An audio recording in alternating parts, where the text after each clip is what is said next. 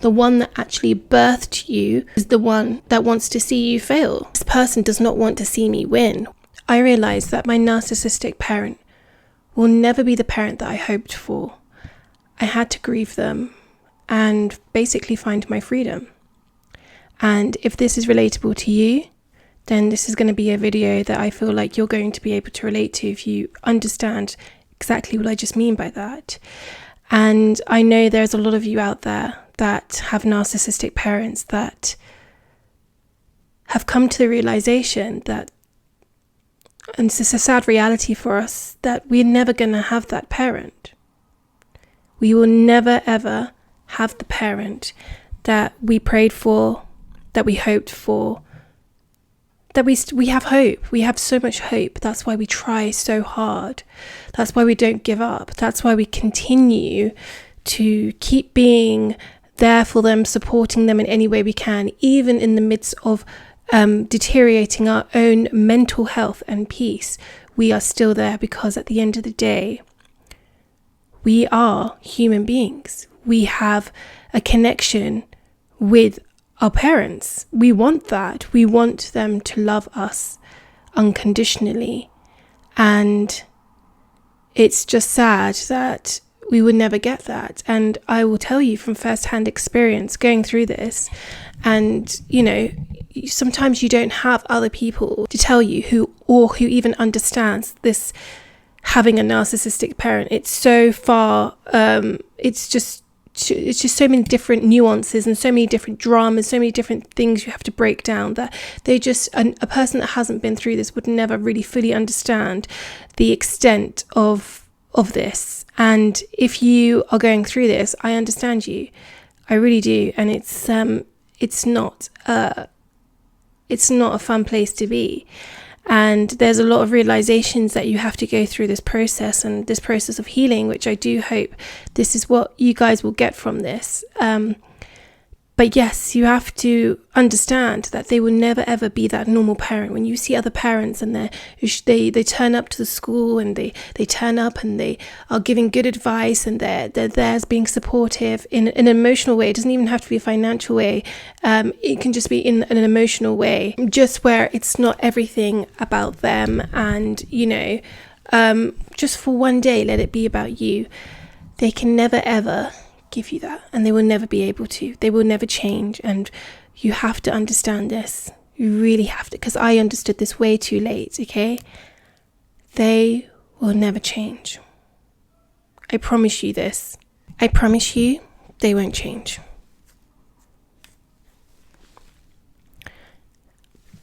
And I'm not saying this to be harsh. I'm saying this because there's not many people that will just tell you this is what the reality is, because not even me, I didn't want to talk about this, at the beginning.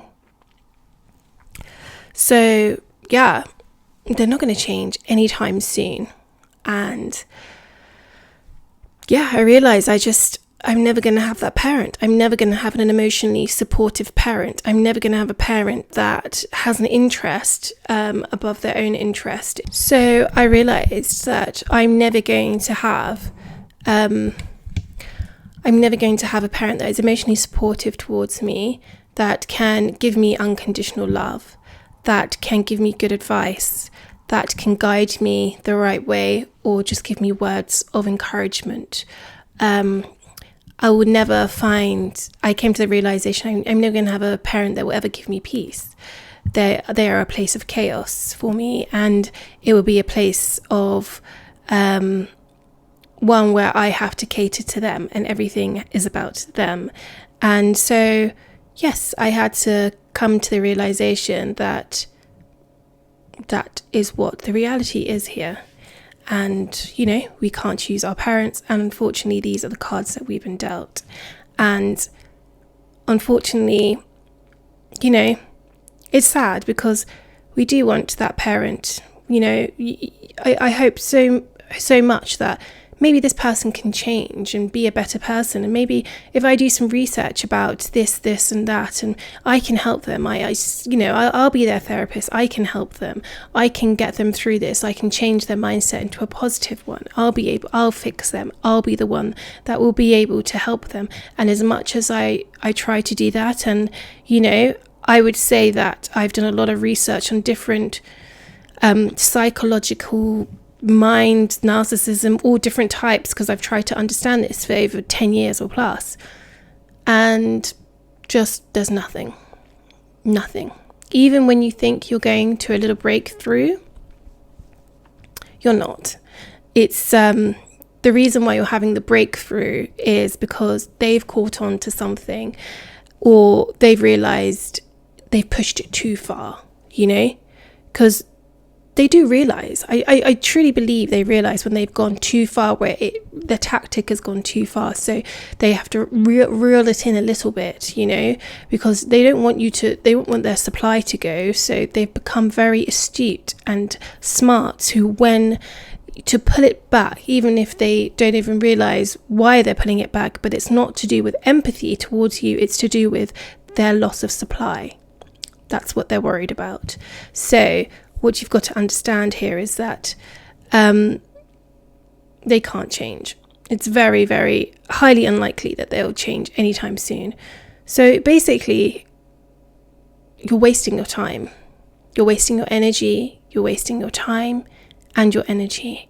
And it's like, it's unfortunate, because I look back and I'm like, wow, I delayed my life so much. And like, if you've never been through this before, then when you say things like, oh, they've delayed my life so much, others may say to you, well, just take accountability. This is your life. This is your. And that is very true. I agree. You need to take accountability for your life. That is very true. But we can't negate the fact, and we can't ignore the fact that having narcissistic parents will delay your life, whether you like it or not.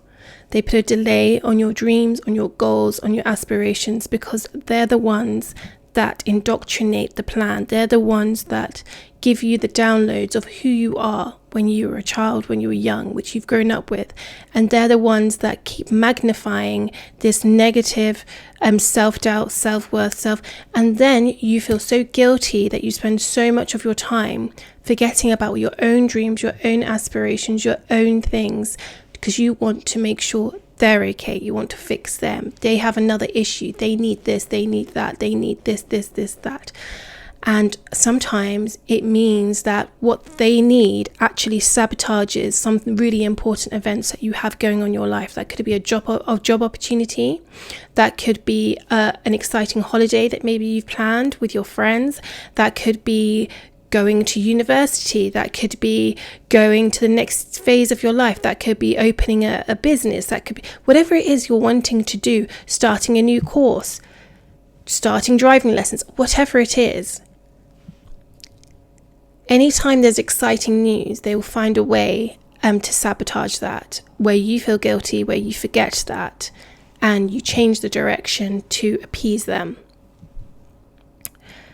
That's not what an encouraging, normal parent would want to do with their child. They would want to encourage their child, and they want to see their child have more success than them. That is a healthy parent to me, in my eyes. That's the kind of parent that I would want to be. If I was a mother, I would want them to have everything set up, the foundational self-worth, self-love, all this. I want them to have these foundational tools where they then can have more success than me in life. That's what you would want. And to give that unconditional love. You just won't get that with a narcissistic parent. And, there comes a point where you just have to realize that you're never going to get that parent that you've seen other kids or other people have. You're never going to get that. You're never, ever going to get that. And I just want to be honest with you, because I had to face this reality, and it's a harsh reality to face. And you do feel kind of abandoned in the process. And it's can get incredibly lonely, in the sense of you almost feel just like an abandoned child. And you have to come to terms with that. And I think deep down we all knew, all of us, we're here together. If you've got narcissistic, we knew. We've known for a long time that we've really never really had a parent around us. We just had that label mother, father. And it's almost like we would rather have that toxic label around us rather than just accepting the fact that we will have no one around us, and no one to call mother, and no one to call us our father, And I realized, actually, I'm just holding on to this idea of a mother, and she has that label of a mother. So I'm holding on to the idea of the label that was given to her as a mother, and hoping that she will, there'll be a day where she just, miraculously changes and becomes that mother. Maybe she gets older. That's what I thought as well. Maybe as she gets older, it's going to get better. She will calm down. She will realize that, actually, no, it actually got worse for me. The older she got, it actually got worse. And nothing changed. Nothing. So, the realization is a harsh one to realize, but I'm telling you, it's equally freeing as well. So I realized I'm never going to have that parent. And I think you'll start realizing this. There will come a point, as you guys know in my other videos, the breaking point, I was at my rock bottom. The breaking point for me was during COVID. I was in a 1-bedroom flat with my narcissistic mother, trying to find a job, didn't have a job, just broke up, had so many different things going on. And then I was, 32, had no kids, broke, everything. Living with my narcissistic mother. I was literally at rock bottom. I was like, this is it. There's no hope for me here. This is my life. She's won. And then I realized this person is not on my side. This person does not want to see me win. Why do they not want to see me win? And as much as they have their moments where they're like, yeah, I want to see you win, and they give you that, that glimmer, they really deep down do not want to see you win. For them to see you win, it's a mirror to what they haven't won. It's a mirror to them of what they haven't accomplished, and they can't see it as, I have a really important role here. I can steer them in a way, or help them in a way that can make them better than me. And, they could actually achieve some of their success maybe through you in a way, in helping you. Maybe they haven't achieved all their things that they had in life, but maybe they have a chance to guide you and just give you love. That's so simple, right, to do. They just can't do it. And it was just a realization that even at my rock bottom, I had no one to go to. I could not go to her for even emotional support. That's all I was asked. Like, all I needed was someone to listen. But no, yet again, it had to be what was the emotional. I was just there for what was, I would go out for walks and literally cry to myself. And I do not like thinking about this too much, because I'm so far gone past that stage where I rarely have to go back into that past, and I try not to too much, but I think about it now, and it's just, it was a lockdown. I literally had nothing, and I was just going on walks, just crying, because she just had a meltdown or a massive breakdown every day, and I had to be the one picking up the pieces, because she couldn't deal with, being on lockdown and all these things. And just imagine that, being in a 1-bedroom flat with a narcissistic person who just is on a breakdown every day. And I just had no space to have emotion, to let it out, And even if I wanted to talk to someone, I had no one. Even if I went there and tried to even explain to her how I was feeling, I just don't have a job, I don't have this, I'm here, I'm trying to, and there's just nothing. There's nothing. And that's how it's always been my whole life. It's never been any different. And you just hope that maybe if I go to her, look, she can see I'm having everything is going wrong in my life. This will be the moment where she's going to pick me up. No, this is the moment where they are so happy. They don't want to pick you up. This is where they like to see you. They like to see you failing. They give you that little smirk, that little smile, like, because they're happy, because they know that the more you're down, the harder it's going to be for you to separate, and they don't want their narcissistic supply to be taken away from them. So that's the difference between a narcissistic parent and a normal parent, just one aspect of it. So I realized in that moment, this person is not for me. This person is not with me. And it's a hard realization when that person is called your mother or your father. It's hard to face that of all the people in the world, the one that actually birthed you is the one that wants to see you fail. And it's just like, what is going on? And I saw it so clearly. And the thing is, sometimes you need to be rock bottom to see who's there for you. And I realized, wow, even the person that birthed me is not even there for me in this moment. And that's when I knew this person's never going to be here for me in a way that I hoped that they would be there for me,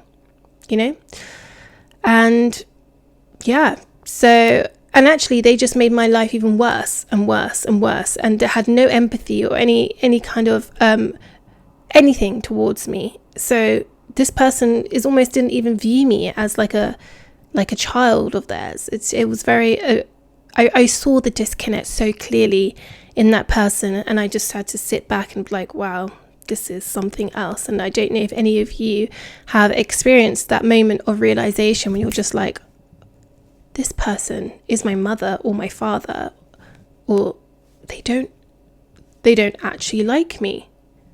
Like, I'm being deadly serious. Like, I literally looked at this person and was like, I'm down bad here. You can see it. And I don't often, I wouldn't show how, because I'm usually like the strong one. You got to be the therapist. You got to be everything for them. So I'm not here usually breaking down, but it was too much. And, but just nothing. So, you need to come to that realization, and it's a harsh one to deal with. Mine was during that, but maybe you have, but we deep down have known this all along, but there is that hope we have. But there is a point in your life that you will have a realization that there will never be that parent. And that idea has to be squashed. It has to be gone. And that idea it's just our way, I think, of coping with the fact that we know deep down we never really had a parent. But that idea that we hold on to, I don't know if it was a survival tactic for us. I don't know if it gave us a way of coping with it better. I'm not too sure. But yeah, just let it go, because they won't ever be that parent that you've envisioned in your mind, in that idea that you feel that they could be. They can never be that. And the moment you realize that, actually, the moment you will see a lot of changes in your life, and for the better, actually. And this is the process. Like, you have to grieve them. You have to grieve them. You have to grieve them like they've gone, because they have gone. They're never going to be what you think they're going to be. They've gone. And you have to grieve the idea. I think that's what you need to do. And that's what I did. I had to, it's almost like, okay, yes, you can grieve your parent that's alive, but it's almost like I think it's more so grieving the idea that the hope that they could be the parent that you want them to be. I think grieving them as a parent, I think, is much easier, because we've kind of been grieving them in a way our whole life without maybe consciously realizing this. But on a subconscious level, we deep down know that this is not a parent, I think it's about grieving the idea of the parent that you thought that they could potentially be, and that hope, grieving the idea of hope. And when you grieve that idea, I think it's going to be, I'm not going to lie, it's going to be a lonely experience at first, because maybe that idea of them being the parent was that little bit of glimmer of hope that you had, of an existence of a normal parent-daughter, parent-son relationship. And the moment you accept it, you accept that this is never going to be it. Okay, you accept that this idea of this parent that you've envisioned, it will never be reality. You accept that, and you grieve the fact that of this idea. You grieve it. Okay, and it's going to be sad. It's going to be a little bit lonely at first. It's going to be sad. You're going to feel like maybe you're an abandoned child, and you almost might go back into a childlike state, which I felt like I did. I felt like I had no one, literally no one. And I was like, wow, I'm in this world alone. I have no parents. I will never have someone that comes, if I ever get married, that person will never be at my marriage. If I ever have kids, that person will never ever be able to see my kids.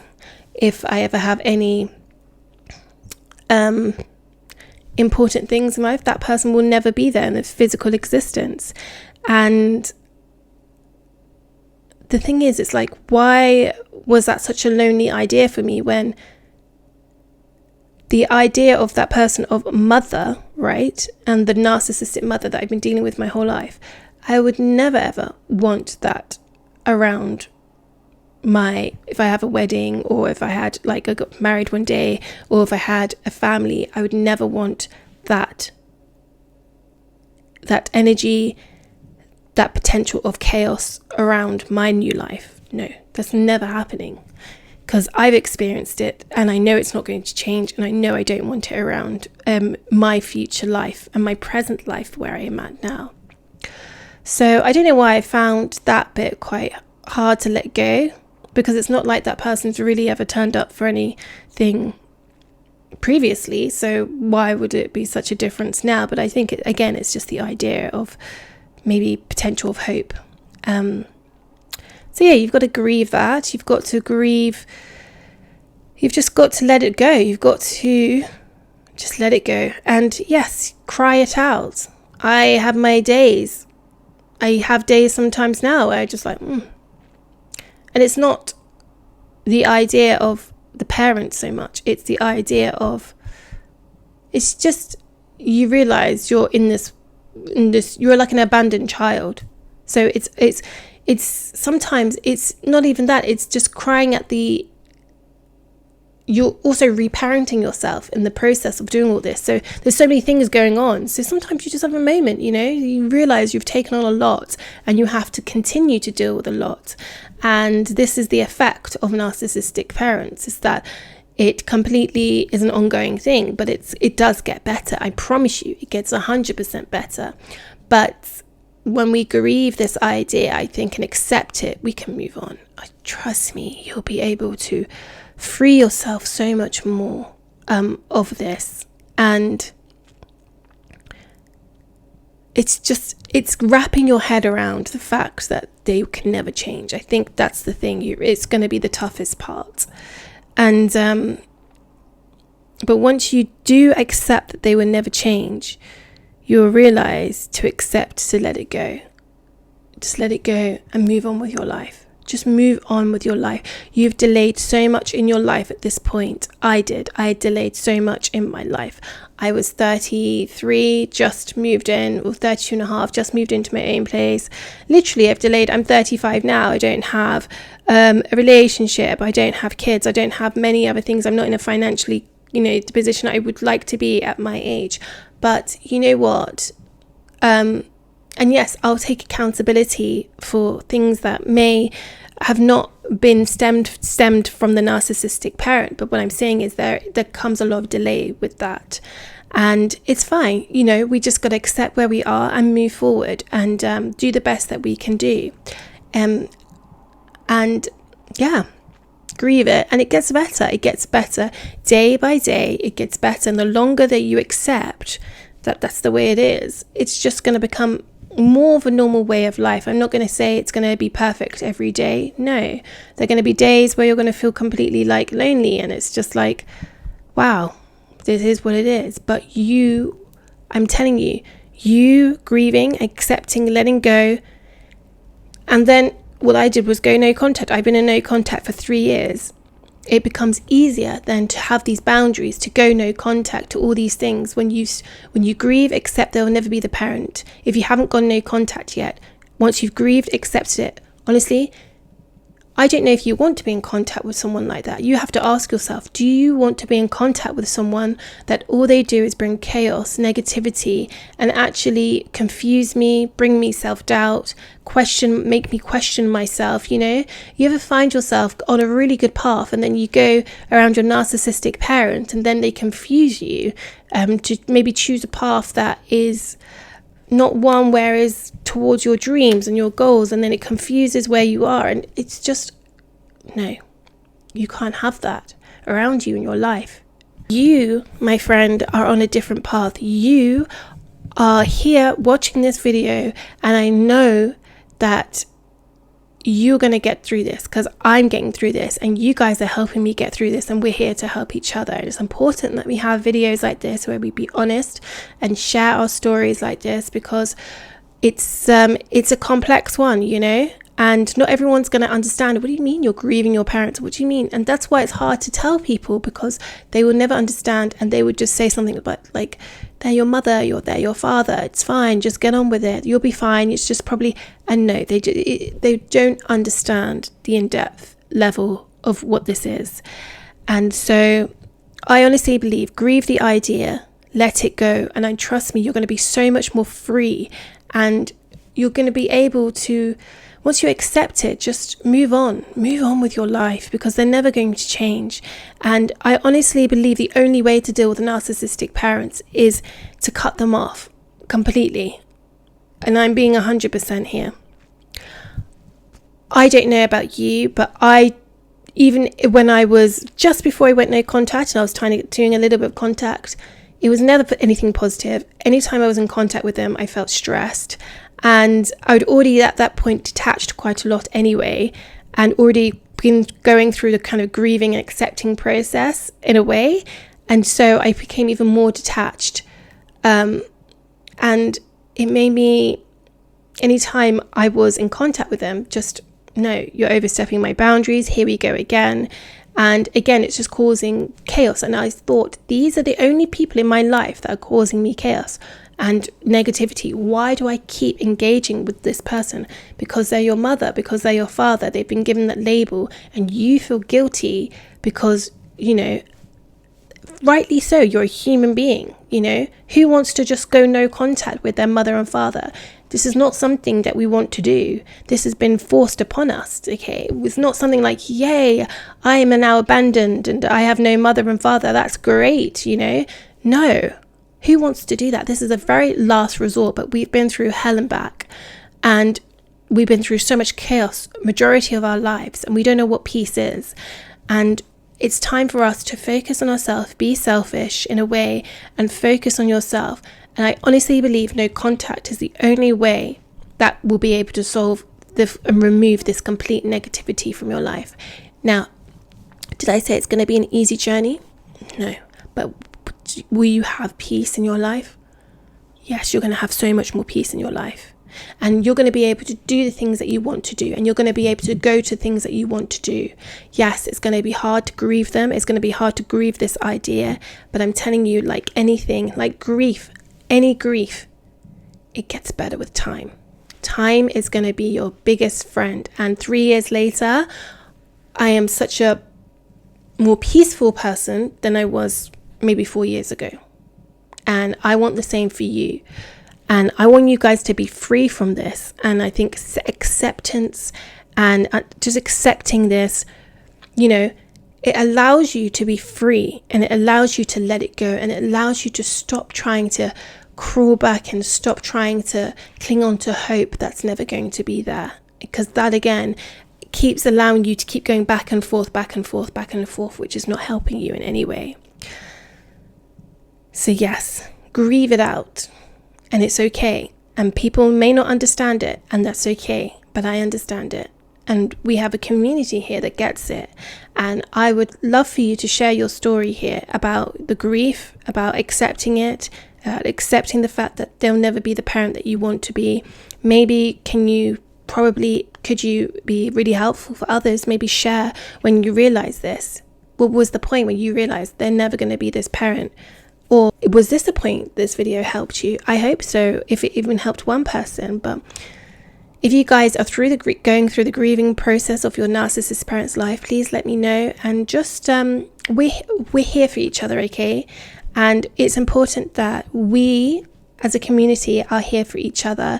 The Nana Journey family, I call you my family, my friends, my community, whichever you feel like you want to be called by me. But sometimes, we have our own little Nana Journey family here because we don't have that family, right? But we got one here that understands, and we're on a path of healing to be better people, to just do better in life.